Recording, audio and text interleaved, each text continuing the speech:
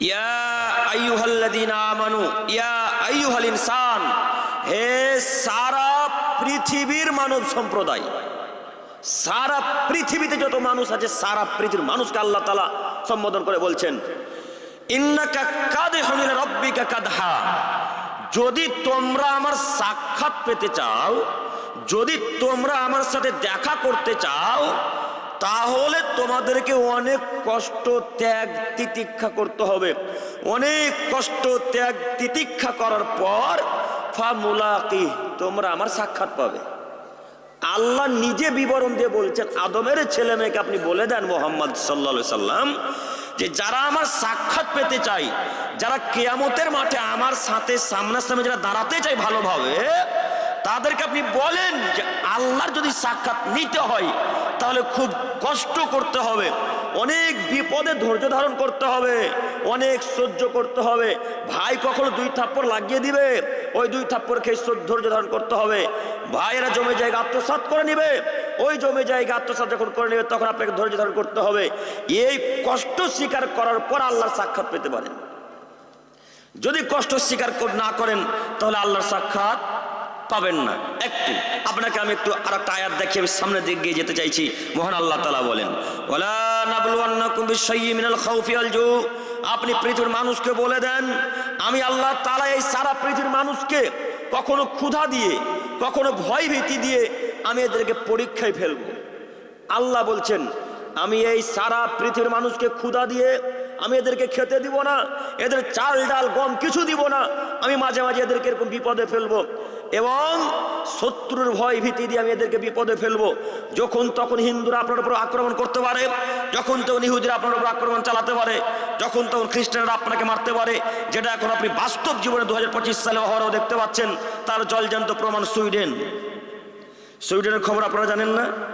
মুসলমানের বাচ্চারাকে কুচি কাটা করে কেটে নদীতে ফেলে দিচ্ছে, কাউকে গাড়ির উপরে রেখে পেট্রোল জ্বালিয়ে হত্যা করে দেওয়া হচ্ছে, কাউকে গাছের উপরে বেঁধে 2 পাকে টেনে ফেরে চিরে ফেলে দেওয়া হচ্ছে। এরা সুইডেনের মুসলমানকে এইভাবে কেড়ে দিচ্ছে। আল্লাহ বলছেন আদমের ছেলে মেয়ে তোমরা শুনে রেখো, আমি তোমাদেরকে কখনো শত্রুর ভয় ভীতি দিয়ে পরীক্ষায় ফেলবো। এই ভয় ভীতি যখন আমি তোমাদেরকে দিব, তোমরা যদি ধৈর্য ধারণ করতে পারো তাহলে আমি আল্লাহ তাআলা তোমাদের সাক্ষাৎ দেব। তো ধৈর্য ধারণ করা যে খুবই কঠিন। আল্লাহ পরের অংশে বলছেন, মুহাম্মদ সাল্লাল্লাহু আলাইহি সাল্লাম আপনি এদেরকে একটু বলেন এদের জান মালে আমি নষ্ট করে দেব, এদের জানকে আমি নষ্ট করে দেবো, অর্থাৎ এর কখনো পিতাকে মেরে দেবো, এর কখন বাপ মারা যাবে, এর কখন ছেলেমেয়েরা মারা যাবে, এর কখন আত্মীয় স্বজন চলে যাবে, এবং ওই যে ব্যবসা করে এই ব্যবসাকে আমি কোনো না কোনো দিন ধ্বংস করে দেব। এই বিপদে যদি ধৈর্য ধারণ করতে পারে তাহলে আমি আল্লাহ তাআলা তাদেরকে সুসংবাদ দিচ্ছি জান্নাতুল ফেরদাউসের। আপনারা আবার কথা বুঝতে পারছেন? কথা বুঝতে পারছেন চাচা?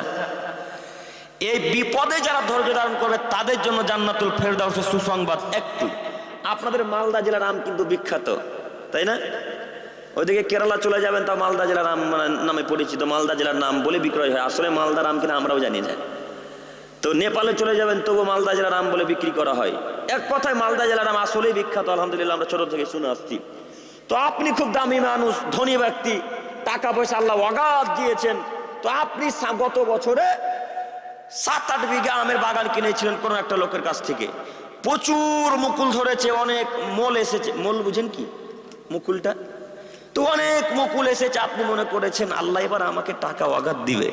তো তার 2-1 দিন পর দেখছেন গুঠি ধরেছে আমে, গুঠি আসেনি, আমে গুঠি এসেছে, এই এত বড় বড় আম হয়েছে। হঠাৎ দেখছে রাত্রে বেলায় আল্লাহ কোন দিক থেকে যে শিলাবৃষ্টি দিল, শিলাবৃষ্টিতে সব আম লিচুর বাগানকে ফাটিয়ে ফুটিয়ে একাকার করে মাটিতে ফেলে দিল। এরকম ঘটে না মালদাতে? ঘটে তো। তো আল্লাহ এই কথাটাই আল্লাহ বলছেন যে এই বিপদে যদি আদমের ছেলেমেয়েরা ধৈর্য ধারণ করতে পারে তাহলে আমি আল্লাহ তার জন্য জান্নাতুল ফেরদাউসের সুসংবাদ দিলাম। কিন্তু ধৈর্য ধারণ কজন করতে পারে? যখনই বাগানের মালিক সকালবেলায় বাগানে যায় তখন চোখের পানি ফেলতে ফেলতে বলে, আল্লাহ আমার সমাতি ঝড় বৃষ্টিটা দিতে পেল, হ্যাঁ এতদিন ঝড় বৃষ্টি হলো না, আমি 1 বছর নিয়েছি, তো 1 বছর এই ঝড় বৃষ্টি শিলাবৃষ্টি, আমার কথা কি মিলছে আপনাদের সাথে? এই কথা বলে আল্লাহকে অপমান করে জান্নাতুল ফেরদাউস থেকে দূরে সরে গেল।